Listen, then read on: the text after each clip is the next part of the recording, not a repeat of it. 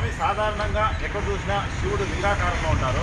కానీ ఇక్కడ మధ్యలో ఒక అమ్మవారు కనిపిస్తున్నారు, ఇక్కడ ఒక విగ్రహం ఉన్నారు, ఇక్కడ గోముఖం ఉంది, అక్కడ ఒక దేవుడు ఉన్నారు. దీనికి ఏమైనా పురాణ ప్రాశస్త్యం ఏమైనా ఉందా? కాస్త వివరిస్తారా?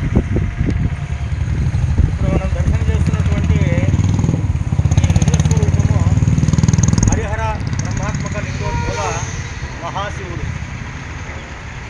మనందరికీ తెలిసిందే, ఒకానొక సందర్భంలో బ్రహ్మ విష్ణువులకి ఇద్దరికి ఎవరు గొప్పవాళ్ళు అనేటువంటి ఒక వివాదం జరిగింది. ఆ వివాదం జరుగుతున్నటువంటి సమయంలో పరమేశ్వరుడు లింగాకార స్వరూపుడై అనంత తేజోమయుడై అగ్నిజ్వాలలతో అంతకంతకు పెరగడం ప్రారంభించాడు. ఇట్లా పెరుగుతున్నటువంటి ఈ మహా శివలింగము ఆద్యంతములు తెలుసుకున్న వాళ్ళని మన ఇద్దరిలో గొప్పవాళ్ళుగా అంగీకరిస్తాము అనేటువంటి ఒక షరతు పెట్టుకొని వాళ్ళిద్దరూ శివుడి యొక్క తల భాగాన్ని చూడటానికి బ్రహ్మదేవుడు, పాదభాగాన్ని చూడటానికి విష్ణువు ఇద్దరూ బయలుదేరారు.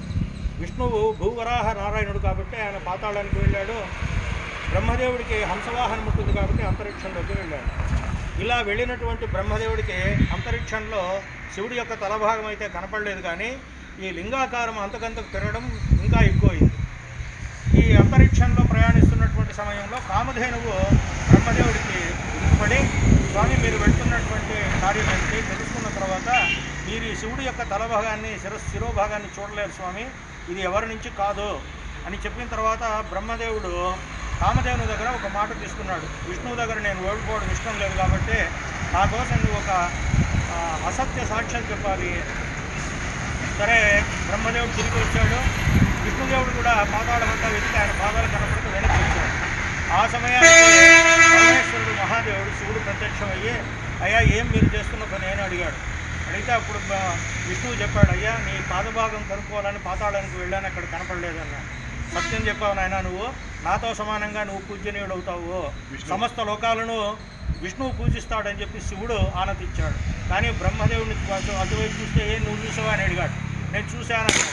మరి సాక్ష్యం ఎవరు నువ్వు చూసినట్టు అంటే కామధేవుని చూపించాడు. కామధేను ఏం చేసిందంటే శివుడంతటి మహాదేవుడికి అసత్యం చెప్పే ఇష్టం లేక తలతో అవునని చెప్పి తోక జాడించిందన్నమాట. అసత్యము అని అంటే తోకతో కాదని తలతో అవునని చెప్పింది. అప్పుడు శివుడు అసత్యం చెప్పినటువంటి గోముఖము ప్రాతస్మరణీయం కాదు, ప్రాతదర్శనీయం కాదు అని, అదేవిధంగా సత్యసాక్ష్యం చెప్పినటువంటి గోపృష్టం అంటే తోక భాగము సకల దేవత పూజనీయం అవుతుందని చెప్పి శివుడు వరమిచ్చాడు.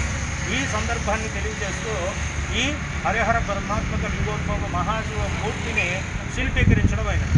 ఇప్పుడు ఇక్కడ మధ్యలో ఉన్నటువంటి మూర్తి వీరు మహాదేవులు, వీరికి పాదాలు లేవు, అంటే ఈ పాదాలు ఎక్కడున్నాయో కనుక్కోవడానికి శ్రీమన్నారాయణుడు పాతాళంలోకి వెళ్ళాడు. భూవరాహ నారాయణ స్వామి వీరు. తర్వాత ఇక్కడ పైన అంతరిక్షంలో వెళ్ళినటువంటి బ్రహ్మదేవుడు. మరి ఇక్కడేమో ప్రకృతి పురుషులను ఇద్దరిని వేరు చేసి చూడలేం కాబట్టి శివపార్వతులు ఏకకాలంలో దర్శనం చేయాలి. శివుడు లేక పార్వతి, పార్వతి లేక శివుడు పూజనీయం కాదు కాబట్టి అమ్మవారు రాజరాజ